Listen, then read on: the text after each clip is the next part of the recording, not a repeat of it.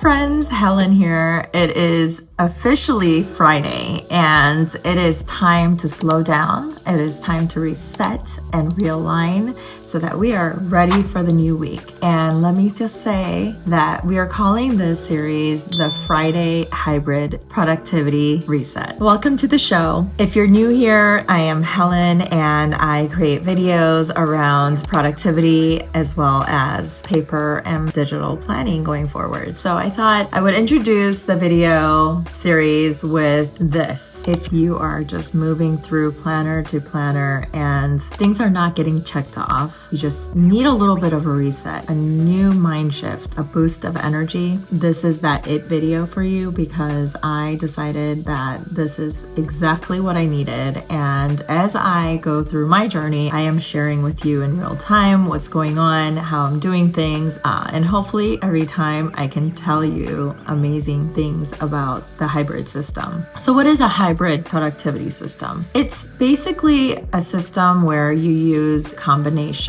of digital planning as well as paper planning. Why would you do that? In my example, I have for years been switching back and forth between digital and paper planner. Now, of course, for work, I've always been using Notion just because my team uses Notion alongside me and I work from home. And so being able to connect and communicate with one another through Notion and using it for projects and tasks together with the team has been amazing. And of course, I was not accepting the fact that that is the way for me in terms of my productivity, my personal productivity, working here at home and then taking down the fort when my husband is traveling, and really my kids' schedules, working around the clock of their schedules. It's just been a lot. It was really hard to accept that as a planner paper junkie. I love my paper planners and I can pretty much tell you that outside very few, I've used pretty much every planner on the face of this earth, and I have not created the it system. And so I started my shop productivity lab, which will continue in a different direction. However, as I was creating new inserts and layouts for myself, I was sharing that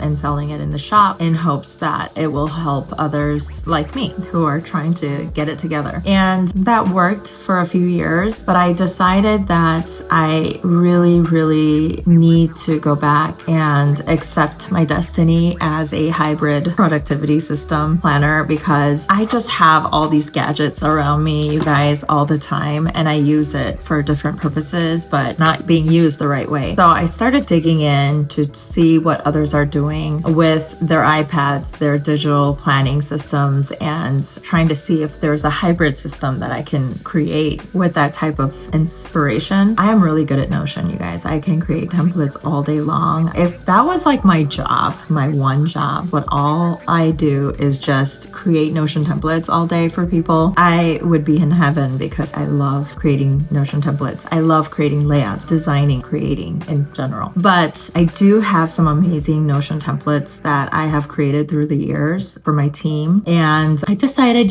it's time. It's time that I go for it all the way and just really rely on this digital planner layout that I create for myself. And then also using my paper planner in between to go for the whole round. I don't want to lose out, you guys, on my paper planner. In fact, I've ordered a couple of planners for next year, for 2026, and coming soon. But currently what I am doing is using one planner in terms of paper planner, the Sterling Inks A5. I've had this for a while now and I really was on and off using it. Now I am completely using it to the max, So I'm using that, and I'll get more into details through the series, and maybe we'll do some plan with me's and some Friday resets together. I am absolutely using my Notion. Stores my 12-week year goals, my tasks that relate to those goals, as well as my yearly goals that link up with my quarterly goals. So it's great. I can use it on the fly, mini iPad, as well as my large iPad here. I haven't been taking around my large iPad that much, but very successful in been traveling, going around, running errands, kids, all that. It's been really nice to just be able to carry this tiny little thing. And this paper planner just stays home on my desk, on my work desk. I use it primarily to be creative, jot down ideas, meeting memos, anything on the fly that I really need to capture. And then I use my notes app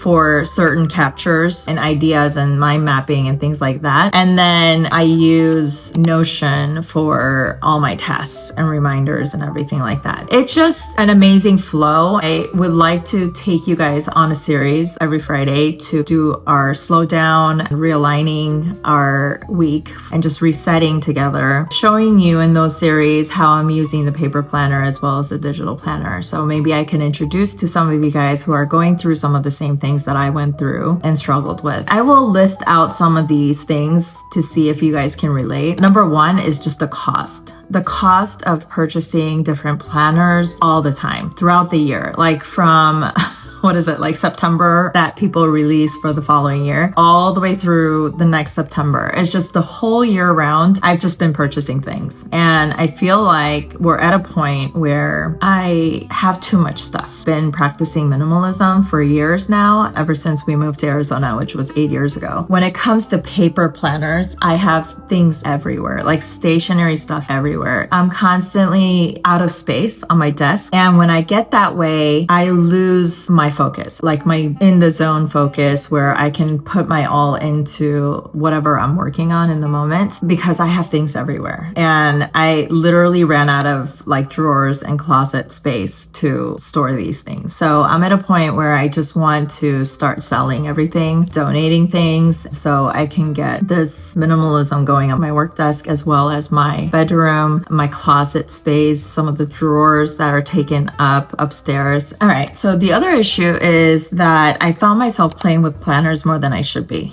I am losing momentum and productivity. And so what's the point, you guys? I have all these planners in attempts to boost my productivity, but in fact, what it was doing was it was just going the other way. So I decided that that was not going to work.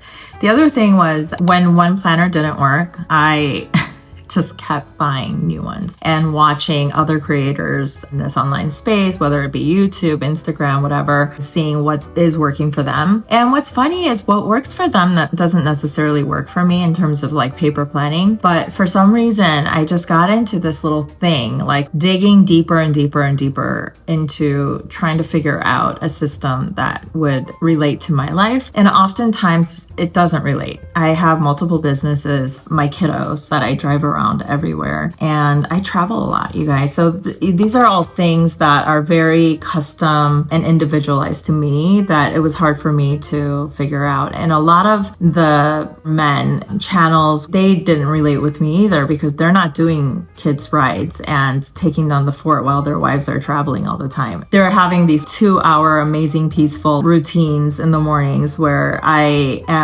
running around trying to feed a kid and drop off a kid. Meanwhile, checking my plans to make sure I know what time my next meeting is in the mornings. It didn't relate to me. What is it? I was constantly kind of lacking the right answer. Let's just put it that way. All right, what else? Oh, convenience. The convenience of being able to travel freely and to be able to like drive around with my kids on busy weeks, constantly be on the road. And it was hard for me to check my plans real quick and be able to do some of the quick tasks on the go while I'm like in the car waiting, or I'm on the plane in transit as well. So to combat that, what I was doing was I was like switching from like pocket planner to personal planner to A5 to disc planner, disc bound planner, back to pocket, Hobonichi weeks. It just kept going on and on and off. And then what happens, you guys? You guys can relate with me. If you know, you lose a lot of your notes,